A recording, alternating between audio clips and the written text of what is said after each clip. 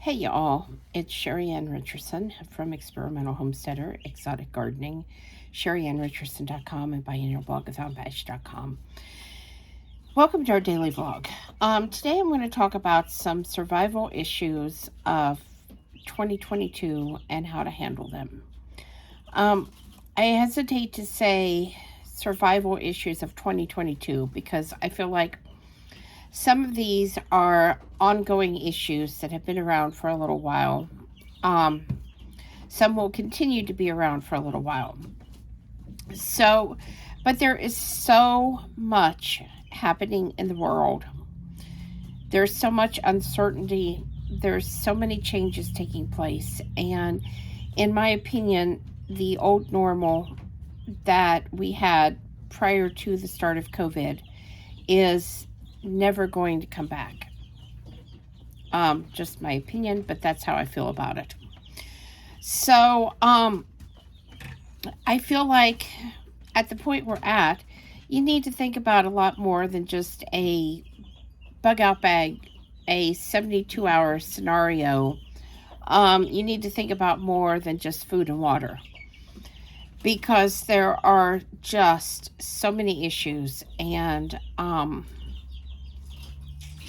one of them, I'm going to go through and tell you what we're going to talk about, and then we're going to go back one by one. There are economic hardships. There are bare store shelves. The threat of war. Have you looked on the map to see where Russia is versus where the United States is? If you haven't, you need to look. Overpriced and scarce building materials, which is going to impact many, many industries. Inconsistent education, hard to find cars, job uncertainty, erratic health care, civil unrest, a fragile power grid. And, when you think about all these things, it's just overwhelming. Even I have been feeling really overwhelming and struggling to want to get up in the morning and go about my day because it's overwhelming. Jeff is not working the hours that he was, so his paycheck is shorter. Our expenses have gone up. We had everything paid off. We were really sitting good financially. And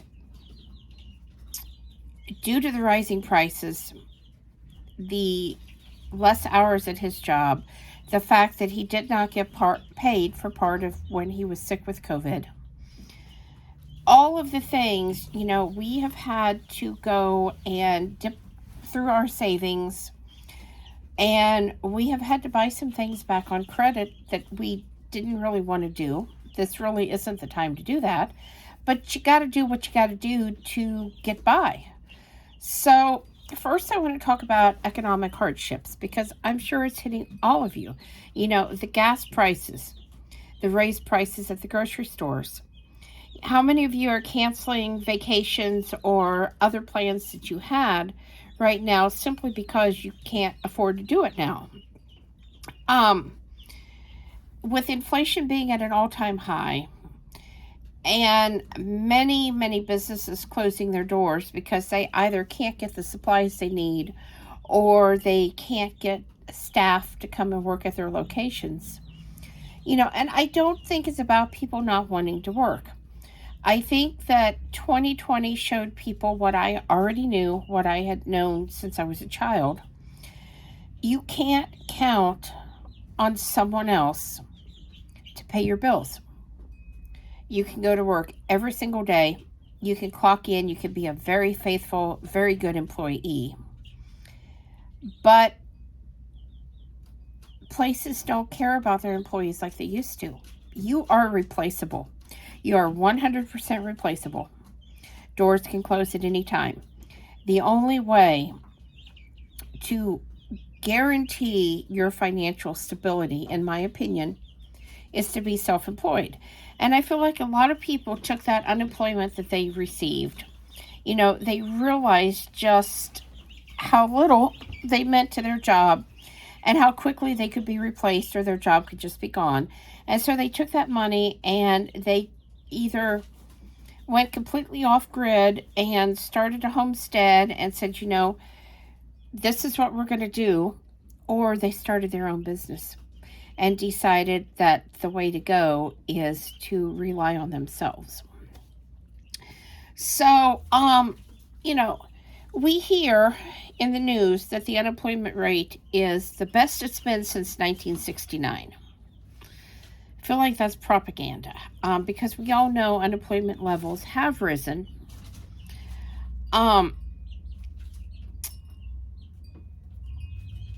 People don't want to work because of the Great Resignation, and no one knows how long that's gonna last. Now, again, I feel like some of these people have just figured out that working for someone else never guarantees you anything except a paycheck.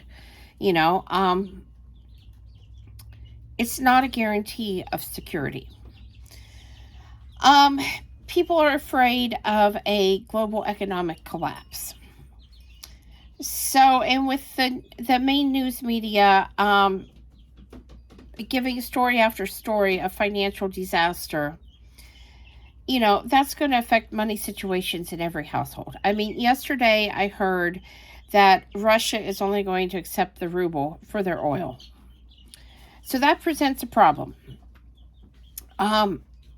That's going to create an actual pretty big problem if that is the way things go. I think that right now everything is up in the air, and I think that things are going to change. I think that what is being said now may not be how things are in the end, but I don't know. Because what scares me the most, President Biden is talking about a new world order. Those of you that believe and have read the Bible know that this was predicted. So this is not a good thing at all. Again, the cost of groceries has risen and it continues to rise. Meat is higher than ever before.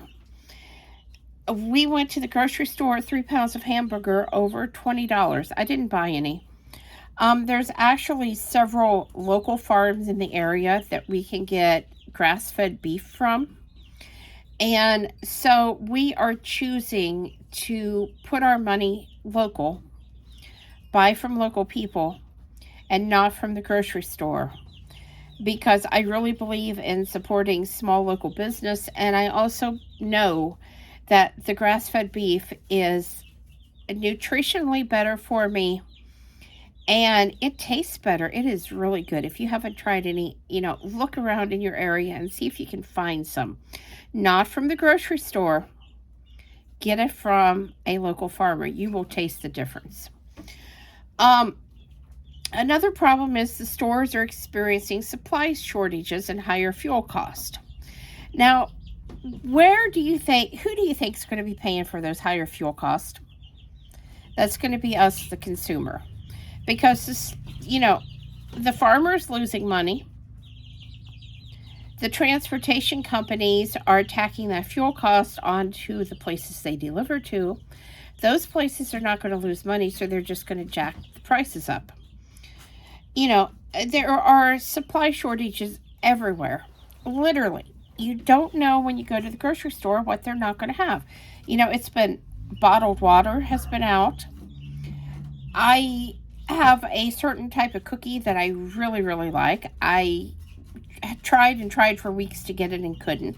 Crackers have been out of stock. I mean, think how insane that is, crackers. Who knew people ate that many of them?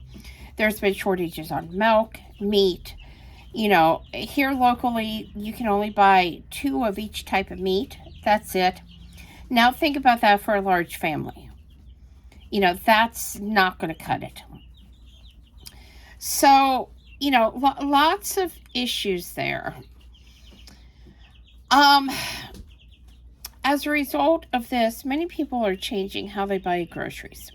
Some are cutting meat out of their diet completely, which is going to lead to health problems, or reducing the amount of times that they can have meat in the month.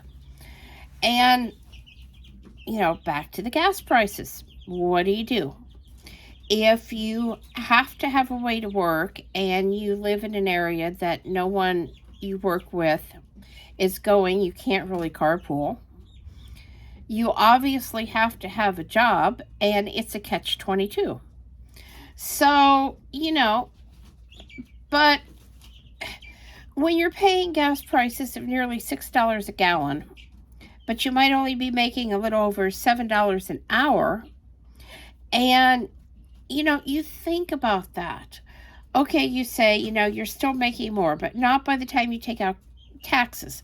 And if it takes you, say, 2 to 3 gallons of gas a day, now think about what that leaves out of your paycheck, The cost of energy use is going up. I don't even want to see our electric bills. We had them down, and they are back up to around $500 a month. We're not using any extra electric. Fact is, we're probably using less, but the bill has gone up. There's also a housing shortage because the demand for housing has gone up. Houses that go up for sale are selling very, very quickly, and frankly, at insane prices. People are way overpaying. I don't really understand this housing shortage, but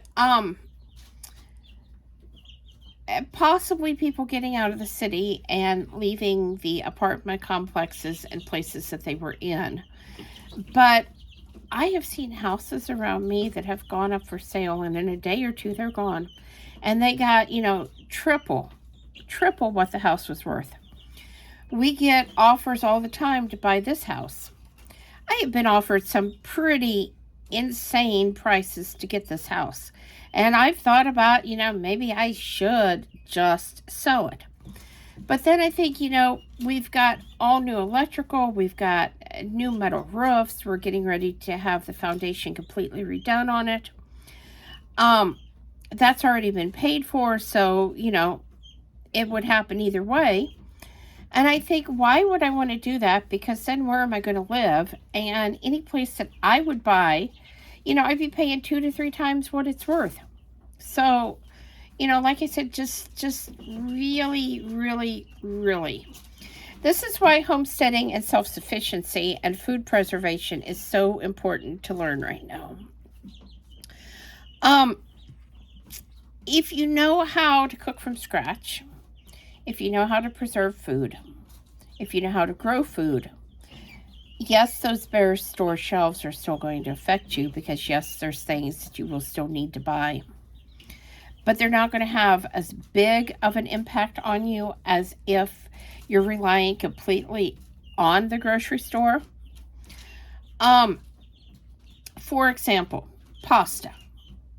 Pasta has been one of those items that is pretty hard to find.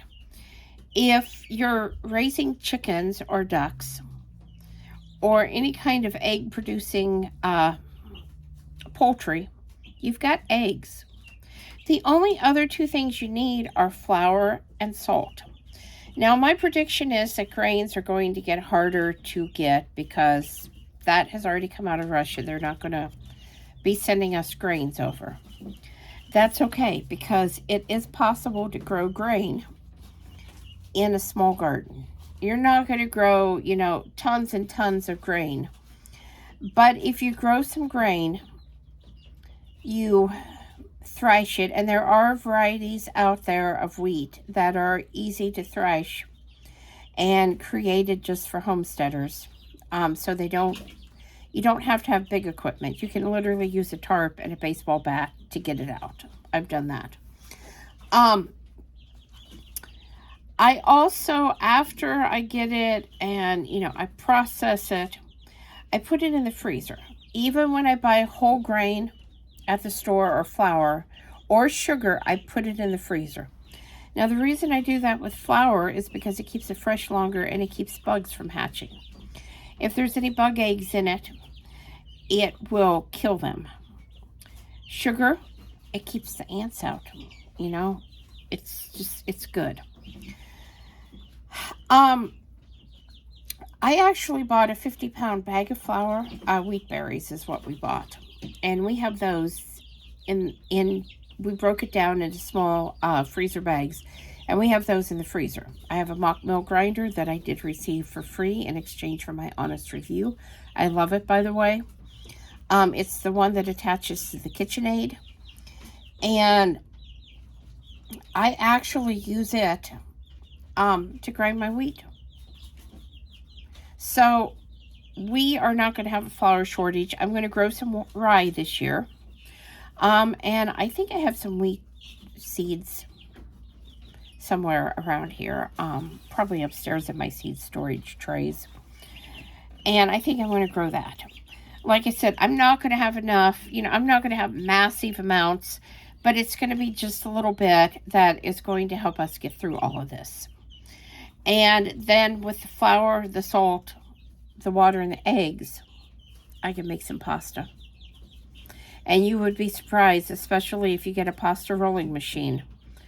I have one that works completely by hand. It's hand crank. And I have one for my KitchenAid. And you can really roll that pasta thin. And out of a pound of dough, you can get an awful lot. I dehydrate it. I put it in the freezer. I have instructions on my blog, experimentalhomesteader.com. If you go over there and search noodles, you will find the post. Plastic and paper cups are getting hard to find. Straws are in limited supply. Trash bags, lawn bags, all these items, cleaning supplies, laundry supplies, all of these items are selling out really quick. Now, any type of soap or cleaning supply, you can make at home. I have some recipes of how to do that on my blog, experimentalhomesteader.com. A quick search on the internet, and you're sure to find all kinds of different home cleaning supply recipes that you can make. Another item that is in really short supply is lunch meats. Now, quite frankly, we don't use a lot of those, so I haven't paid a lot of attention there. My answer to that would be to get myself a ham, because I prefer ham, and just use my meat cutter to just shred it and make my own lunch meat. I know some of you don't have that option, but you could do the same thing. Get a small turkey, a boneless, and just shred it, or get a turkey and cook it and take the breast meat off and shred that and make your own. Another item that there seems to be a shortage on is electronics. Things like laptops, cell phones, televisions, and game consoles. I am assuming that is because of the shutdowns and being hard to get the chips. It's the same thing with vehicles. If you go past a place that manufactures vehicles, in some of their parking lots, you see rows and rows of vehicles lined up that are brand new, that are not going anyplace and haven't gone anyplace in a long time, and that's because they can't get the computer chips they need to put in the vehicles to make the vehicles actually run. So, and some car manufacturers have halted building their inventory of new vehicles. I know that there's a shortage of used vehicles. If you have an extra used vehicle and you want to sell it right now, you're going to get a premium price. On the other hand, a lot of people can't afford them. So, yes, the car dealership may buy it from you and pay you a premium price, but that doesn't mean that it's going to leave the dealership lot. It depends. I know some people, excuse me for a moment. I know some people that are looking for a new vehicle. And they haven't found one yet. They're still looking. So, another item, clothing, toys, books, and even alcohol. All of these items that people are used to being able to just go to the store and buy when they want them are in short supply. Now, what you can do, you can grow your own food, even if you live in the city, even if you live in an apartment. There are hydroponic units that would let you grow not masses of food, but small amounts of food, and they are really, really easy to use these days. They're not like the older hydroponic units that I had in the beginning that took a lot of work. There are ones that are just super, super easy. You can raise chickens for eggs. You can raise goats for milk and meat. Chickens for meat too. Of course, you have to have a place to raise them. So, you can also shop secondhand shops and keep an eye out for secondhand items that you may be able to get some use out of or get parts for to fix some of your broken items that need to be repaired if you know how or if you know someone who knows how. What you don't want to do is hoard items. Okay. It is a good idea to stock up. I encourage you to stock up, buy a few extra items every time you go to the store. But you don't need to go to the store and buy every one of those items that's on the shelf, because that's going to prevent someone else from being able to get supplies. It's going to create a bigger issue and a bigger shortage. So again, I went to the store the other day. I decided to buy some 7th generation laundry soap. Instead of making it myself, they had buy one, get one 40% off. So I bought 2 because that was a good deal. Buy one, get one 40% off. Okay. There was still plenty on the shelf. It wasn't like I took the last 2 that they had. And so that's the kind of stocking up I'm talking about. Get 1 or 2 extra items that you may not need right at this moment and start your pantry.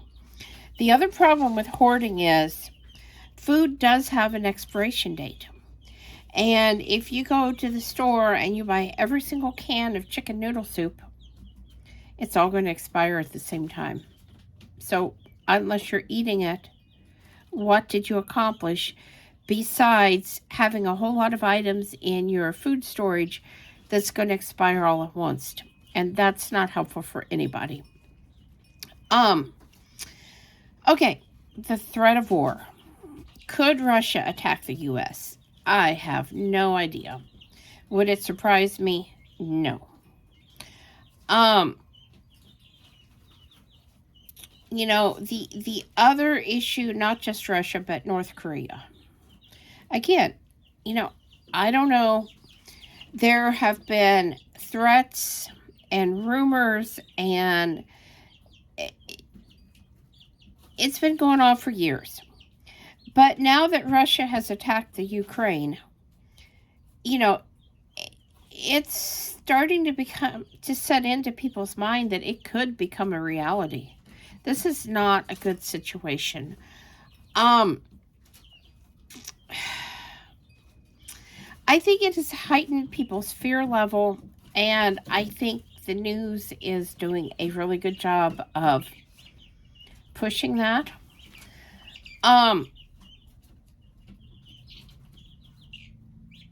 There has been talk of World War III in the news. Let's hope that doesn't begin. I mean, the weapons that they have could wipe out an entire grid. It could cause a long-term problem. It could cause all kinds of chaos. So let's hope that, we don't enter into a third world war. And in addition to the weapons, you could have biological or chemical warfare, which would be even worse. I personally don't believe COVID was just an accident that happened, one of those things. I know there's been a lot of speculation on it, and I'm not going to go into that here, but I have my suspicions. Do you have what you need to protect yourself and your family from biological and chemical weapons? Have you even thought about stocking up on things to protect the airways and your lungs? Have you even thought about that? There are certified respiratory devices. You know, you need something similar to a hazmat suit. You need to cover yourself from head to toe if this would happen. You know, in a nuclear event, do you have a place to be that's going to be safe? Because you'd need to avoid contact with the outside of your home if it's within the blast radius. So, you know, if you live near a nuclear plant or someplace that a nuclear explosion could happen, you could get burnt, even if you're miles away from where it explodes. So you don't want to be exposed to the damaging heat of a nuclear bomb. And then there's going to be fallout. That's what's going to linger in the air afterwards. That material is radioactive and it can harm you. A grid attack is very, very likely in this age of where we're at. So what you need to do is make sure that you can cook, stay warm, and survive without the electricity from the grid. In this day and age, if you want to survive, you know, the possibility of this happening. So, again, have you thought about this? Okay, overpriced and scarce building materials. Think about this. Jeff works all day building cabinets. I know that they're having some scarcity issues at work. I have asked him, how can the company continue to thrive when they took all these orders and prices have gone up on them, and they can't really raise the price on the customer because that's not fair if they've already signed into a contract, you know?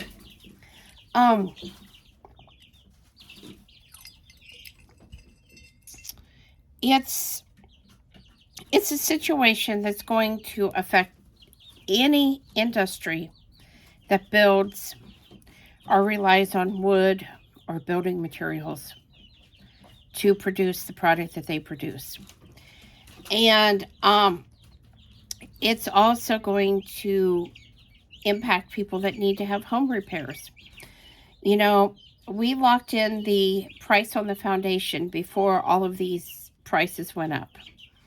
And I was told that it would be at least double, if not triple, what we paid if we would have had to, you know, re-sign the contract and start all over with an estimate.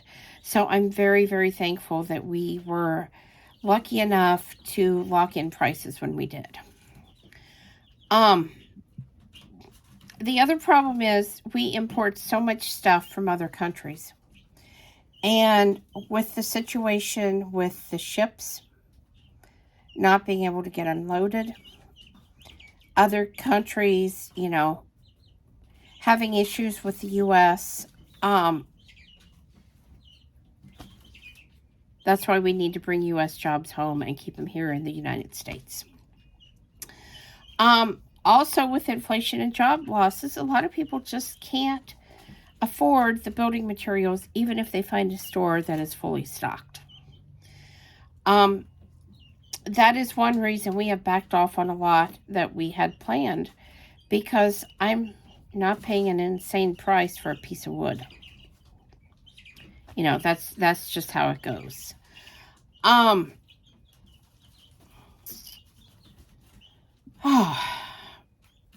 Another issue is, one way to combat this is to look for things that are falling down, basically. Old barns that need to be torn down, old buildings. You know, if you really need the wood for a home improvement project or even to build your homestead, you could maybe talk to some of these property owners, find out if the wood is still good, because especially old barn wood, sometimes it is still good. And you could possibly offer to do the work in trade for the lumber. Some people will let you do that because they're just so thankful to have that old eyesore gone that they don't care about how much they could, sell that salvaged wood for. So, that is definitely an option. Another place to look would be your secondhand remodeling stores.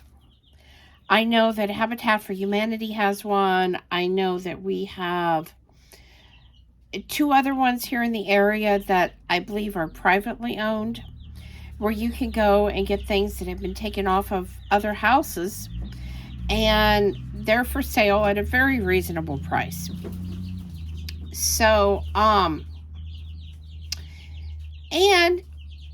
if you're looking for a place to live and you don't have one, here is an idea for you. Convert a school bus.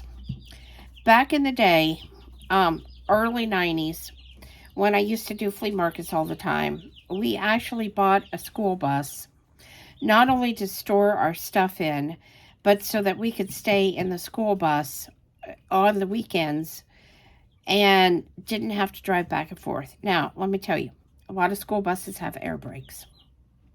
That takes a special license if you intend to drive it. But if you just intend to park it, which is what we did, a school bus is certainly an option. And they are pretty roomy. So you could definitely convert that into a place to live if you've got your land and you just need a building. I also saw where one lady bought a shed, and one of the ones that has the lofts up above. And she put a wood burner in that shed, a very small one, and she converted it into a very nice home for her and her children. So, there are ways, even with all of the high prices and the things going on and the shortages, to be able to have your homestead land and be able to live on it and be able to cut your expenses. So, inconsistent education. Now, I have helped homeschool my grandchildren, and I will tell you, it's work. You cannot expect a child to school themselves. You cannot expect a child to do what they're supposed to do because they're children. So, homeschooling requires a commitment from the parent or the grandparent to kind of keep an eye and make sure they're doing what they're supposed to do, and to be there if they have questions. I feel for the teachers because they have so many students in their classrooms and they struggle, and then to be able to do it online and have to deal with some of the things that I've seen going on. The kids want to get off of their lesson plan, just have it minimized over here and go over to YouTube and, watch YouTube, or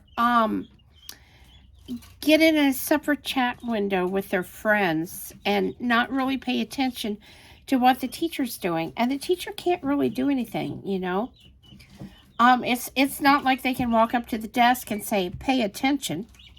So that's why it's so important when children are being homeschooled to have an adult that is, I'm not saying hover over them, but I'm saying keep an eye on the situation and help the child to do what they're supposed to do, learn, sit down with them, and help them with their lesson plans.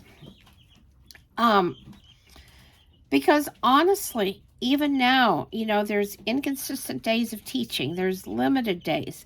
Some schools only go a couple days a week. This creates a problem for childcare for parents who are trying to go back to work, but their children are home. And again, leaving the child at home, trusting that they're going to do what they're going to do. And I know some children will, but many children won't. So, I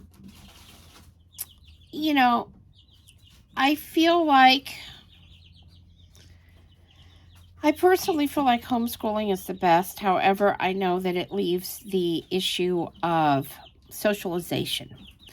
So if you're going to homeschool, you have to find another way for your kids to socialize. You also have to be really, really committed.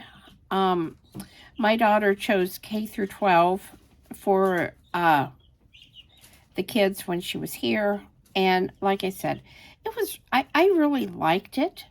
I just knew that, I needed to sit down and kind of help. I chose Preschool Planet for the youngest one. And the lessons in there were wonderful, absolutely wonderful. But again, you can't expect a preschooler to teach themselves. So, it was definitely a commitment. The other issue was, 2 children, 2 different grades, 2 different learning levels, and 1 me. So, okay, hard to find cars. We've kind of touched on that. Prices have gone up substantially. And here's what I think. When you buy a car, it depreciates as soon as you drive it off the lot. Now, I know there's a big push for all of these electric vehicles, but I want you to think about something. The electric vehicles, when the batteries go bad, and they will, you may be talking $20,000, $30,000 to replace those batteries. You have to have a specialized charging system. So you have to have a garage to park the vehicle in. And you have to be able to have everything set up to install the charging system. Well, if you're in an area like we are,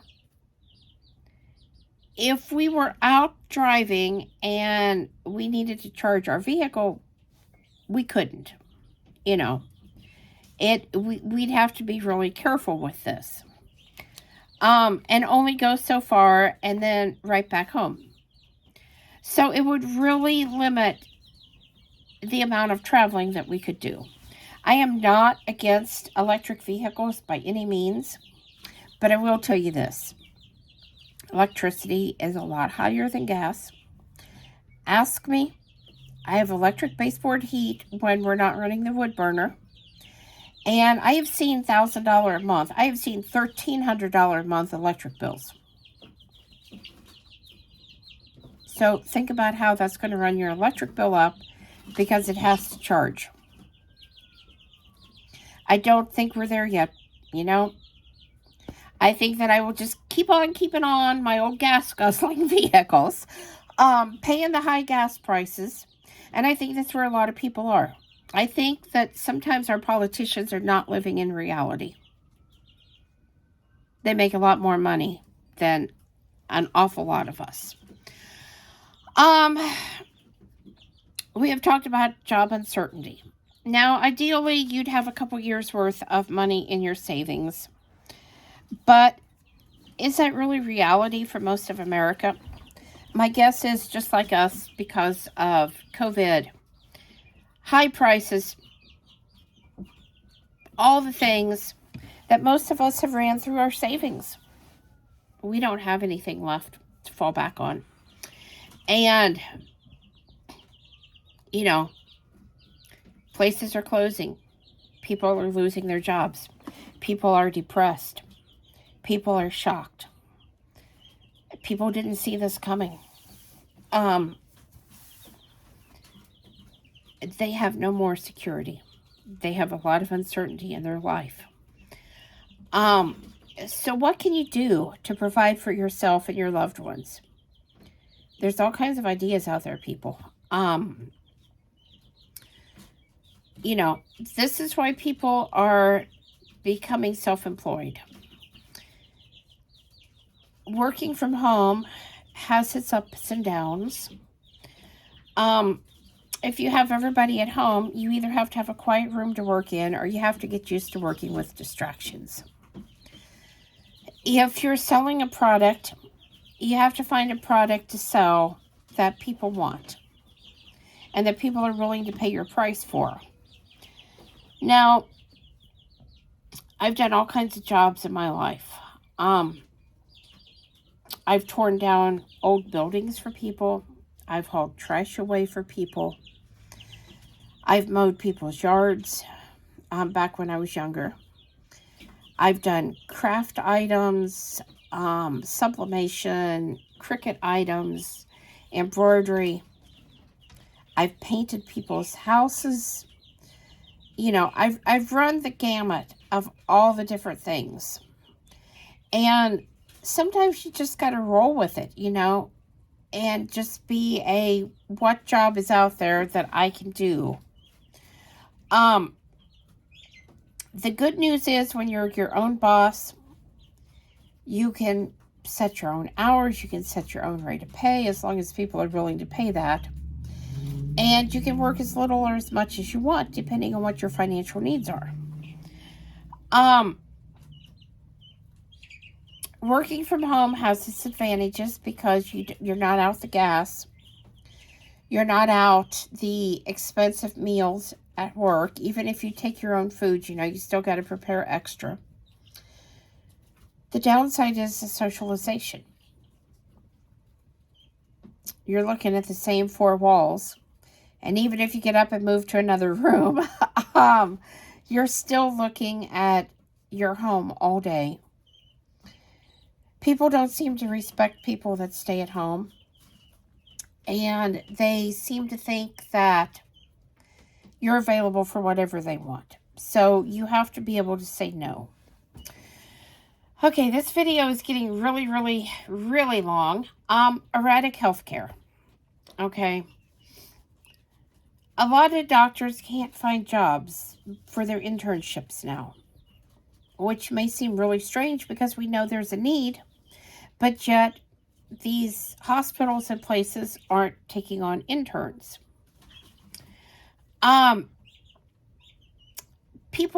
media can't decide what's good for you and what's not.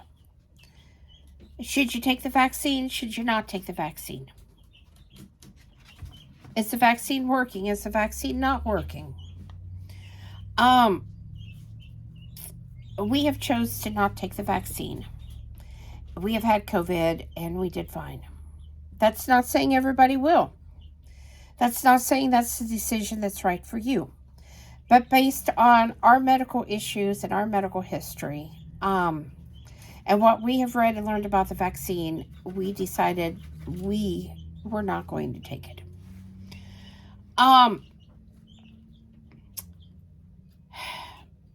Okay, it feels like there's no truth.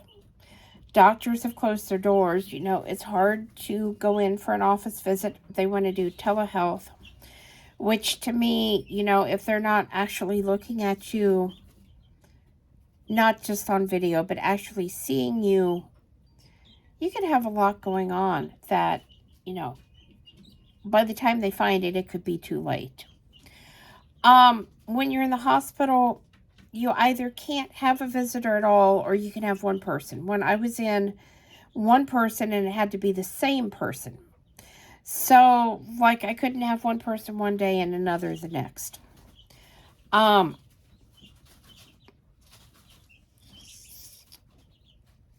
What I can say is you need to be in control of your own health care. You need to make your own decisions. And then consult a doctor as you need to, but you need to use some common sense here. You know, is it something that you can treat yourself, or is it something that really does need a medical professional's opinion? Go with that. By learning a little bit about preventative health care, you know, maybe learning a little bit about herbal medicine or acupuncture or homeopathic options, there are many, many things that you can handle yourself. Again, if you feel like you need a doctor's advice, definitely get that. But the point is, you can be prepared, you can have some peace of mind, and you may be able to prevent some health conditions that, you know, otherwise might be overlooked and go on until they become serious. And we don't know what's going to happen with, doctors, medical professionals. We don't know. So my advice is just prepare yourself. Learn as much as you can. And again, if it's a serious issue, definitely seek medical attention. Otherwise, just like a cold, you can treat that at home. Civil unrest. Now, there's still a lot of people calling for defunding of the police. I don't think we need the police defunded. Do I believe that some police officers go to extremes? Yes, I do.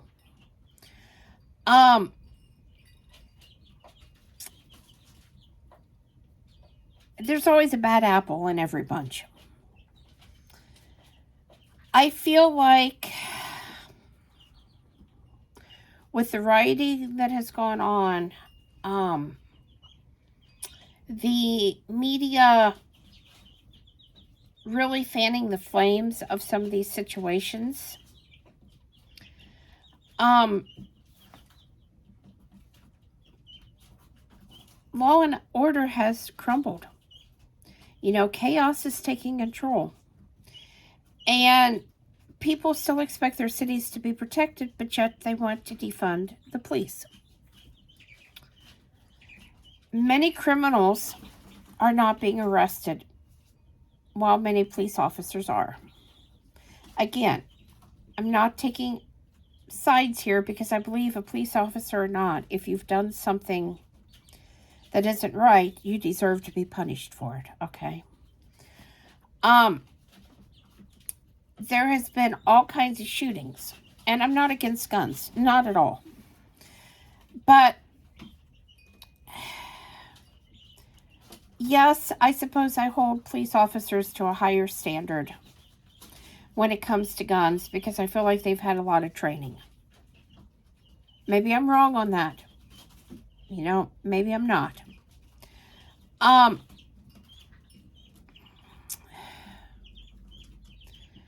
But I feel like defunding is not the answer.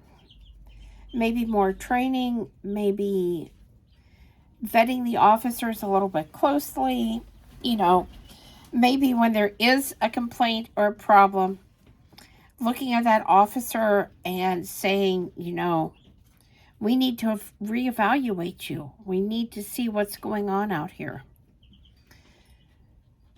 I don't feel there's a reason for an officer to become violent and beat somebody. I don't believe an officer should ever just shoot somebody because they can.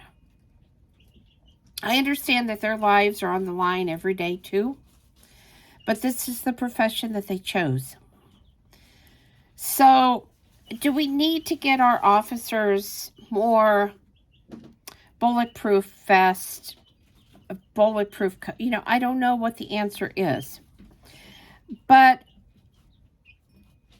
I feel like something does need to be done. I just don't know what.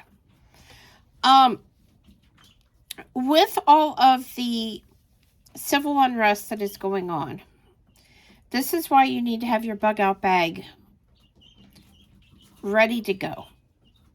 You need to have your vehicle gassed up. So all you need to do is throw your supplies in your vehicle and go on a moment's notice.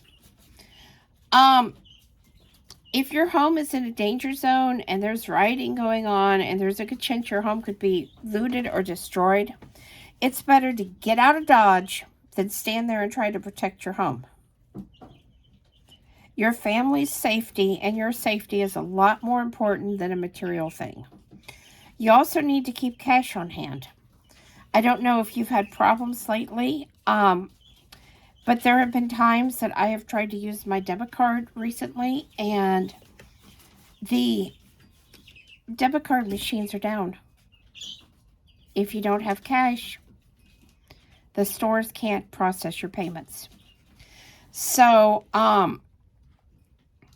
you also need to have a means of self-defense, whether that is pepper spray, a firearm, or whether you have taken some kind of martial arts class or self-defense class, you need to know how to defend yourself.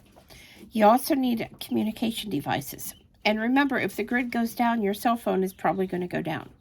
Do you have a CB radio? Do you have a ham radio? Do you have walkie-talkies? What is your method of communication going to be if the grid goes down? Okay, and lastly is the fragile power grid. You know, when the power grid goes down because of a storm, everybody complains.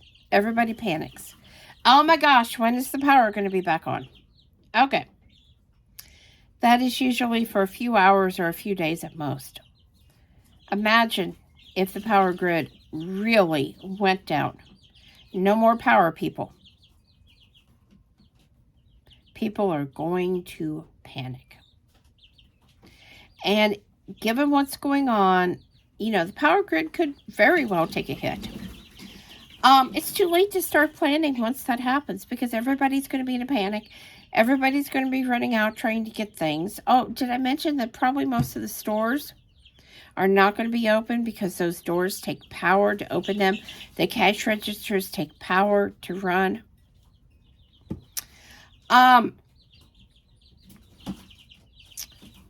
You need to think about things that you need, like the water supply. It takes power. Do you have water stocked up? Do you have a way to come up with water? Clean, drinkable water if the grid goes down?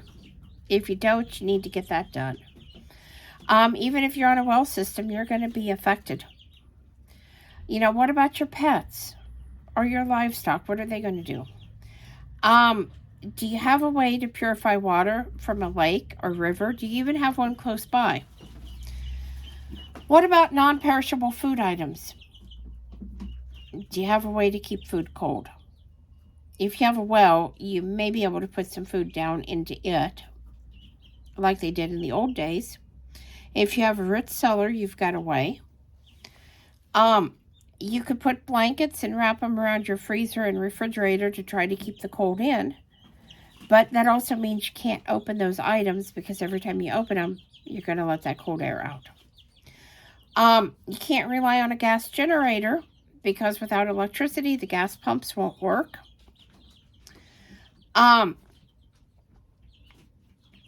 Alcohol or propane heaters may work, but if you don't have propane on hand, solar panels are expensive, but that is an option.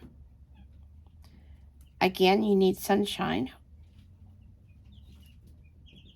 So, and if you're here in the Midwest, like today, it's cloudy, you know. So think about alternative options like a wood stove, you know. Solar gadgets to charge small things like communication devices.